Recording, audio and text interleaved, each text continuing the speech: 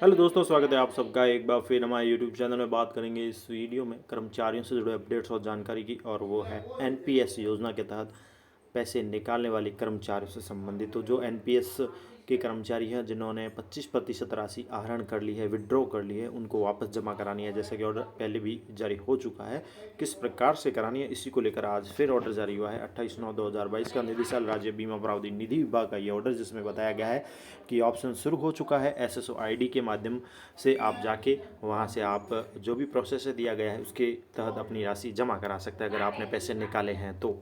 तो एनपीएस योजना के अंतर्गत कार्मिकों के द्वारा 1 अप्रैल 2022 के पश्चात एनपीएस जो राशि है उसके आहरण को पुनः जमा कराने बाबत ये महत्वपूर्ण जानकारी है इस वीडियो में। तो चलिए शुरू करते हैं, इसमें क्या बात कही गई है। तो राजस्थान सरकार की बजट घोषणा के अनुरूप जो भी है राज्य सरकार द्वारा 1 अप्रैल 2022 से एनपीएस के स्थान पर सभी राज्य कर्मचारियों के लिए ओपीएस लागू की जा चुकी है, यानी ओल्ड पेंशन स्कीम लागू की गई। किंतु इसके पश्चात भी कई कर्मचारियों ने जो है एनपीएस योजना के अंतर्गत जो 1 अप्रैल 2022 से 28 अगस्त 2022 तक का समय है, इसके अंतर्गत एनएसडीएल पोर्टल पर ऑटो प्रोसेस के माध्यम से एनपीएस राशि के विरुद्ध आंशिक आहरण प्राप्त कर लिया था। यानी 1 अप्रैल 2022 से ओपीएस लागू हो चुकी थी और 1 अप्रैल 2022 से 28 अगस्त के पीरियड में उन्होंने एनपीएस राशि का जो है आंशिक आहरण प्राप्त किया है। इस संबंध में वित्त विभाग के परिपत्र जयपुर दिनांक 6/9/2022 के माध्यम से निर्देशित किया गया है कि दिनांक 1 जनवरी 2004 व उसके पश्चात नियुक्त कार्मिकों द्वारा एनपीएस के अंतर्गत दिनांक 1 अप्रैल 2022 से 28 अगस्त 2022 तक आहरण की गई राशि को दिनांक 31/12/2022 तक अधिकतम 4 किस्तों में बजट जो मद दी गई उसमें जमा कराना है। तो 31 दिसंबर 2022 लास्ट डेट है और अधिकतम 4 किस्तों में वो राशि वापस जमा करानी होगी कार्मिक को अगर उसने पैसे निकाले हैं। इसके साथ ही इसी परिपत्र के अनुसरण में एसआईपीएफ पोर्टल जो 3.0 न्यू पोर्टल है उसके ऊपर कार्मिक के डैशबोर्ड पर अब एनपीएस विड्रॉल रिकवरी नाम से यूटिलिटी उपलब्ध करवाई गई है।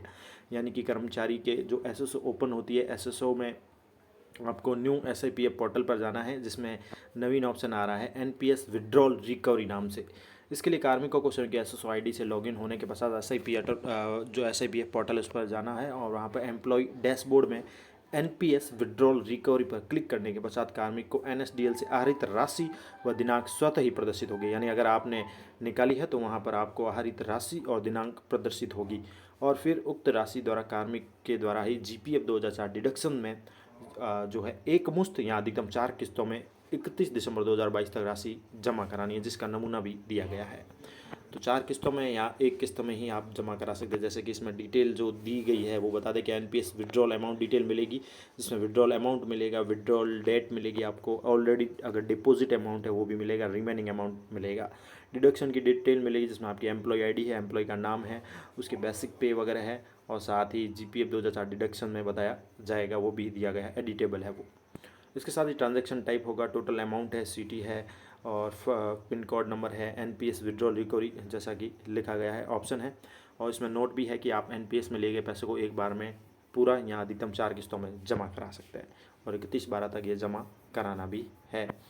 तो ये ऑप्शन शुरू हो चुका है एसएसओ आईडी के ऊपर भी इस प्रकार से आपको जमा कराने अगर किसी ने पैसे निकाले हैं।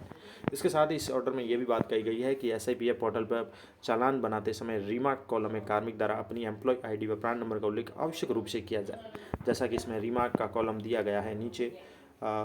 एनपीएस विड्रॉल रिकवरी रिमार्क दिया गया है, सबसे नीचे ऑप्शन मिलेगा यहाँ पर रिमार्क। इसमें यहाँ पर इसमें बात कही गई है कि चालान बनाते समय रिमार्क के कॉलम में कार्मिक के द्वारा अपनी एम्प्लॉय आईडी और प्राण नंबर का उल्लेख अवश्य किया जाए। तत्पश्चात कार्मिक एनपीएस आहरण की राशि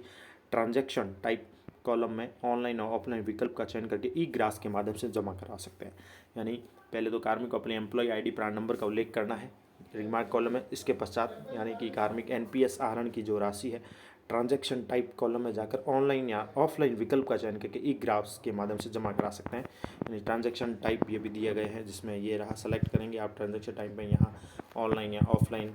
जो भी है वो आप चूज़ कर सकते हैं। इसके साथ ही जो इंपॉर्टेंट निर्देश दिए गए हैं पैसे जमा कराने को लेकर वो भी देख लेते हैं। और उक्त प्रक्रिया में यदि कोई प्रकरण ऐसा ध्यान में भी आए जिसमें किसी कार्मिक द्वारा एनपीएस आहरण तो कर लिया गया है परंतु उक्त यूटिलिटी में आहरण प्रदर्शित नहीं हो रहा है या आहरण नहीं लेने पर भी यूटिलिटी में आहरण प्रदर्शित हो रही है या कोई त्रुटिपूर्ण सूचनाएं प्रदर्शित हो रही है, तो उसे एनएसडीएल पोर्टल से सत्यापन के पश्चात और जिला कार्यालय के SIPF पोर्टल पर यूटिलिटी में जो भी है DRA CRA पोस्टिंग के माध्यम से उसे अपडेट या अद्यतन भी कर सकता है, उसे करवाना होगा। अतः विभाग के सभी जिला कार्यालयों को भी निर्देशित किया जाता है कि आपके जिले के संबंधित NPS अंशदाताओं से उनके द्वारा आहरित NPS आंशिक आहरण राशि की दिनांक 31/12/2022 तक वसूली के लिए समुचित कार्रवाई सुनिश्चित की जाए। तो 31/12 तक आपको ये राशि जमा करानी है और इस प्रकार से करानी है। अधिक जानकारी आप जिला कार्यालय से जाकर संपर्क भी कर सकते हैं किसी प्रकार की त्रुटि होने पर, कोई समस्या होने पर। तो ये महत्वपूर्ण जानकारी NPS कार्मिकों के लिए 1/4/2004 के पश्चात 1/4/2022 के पश्चात NPS की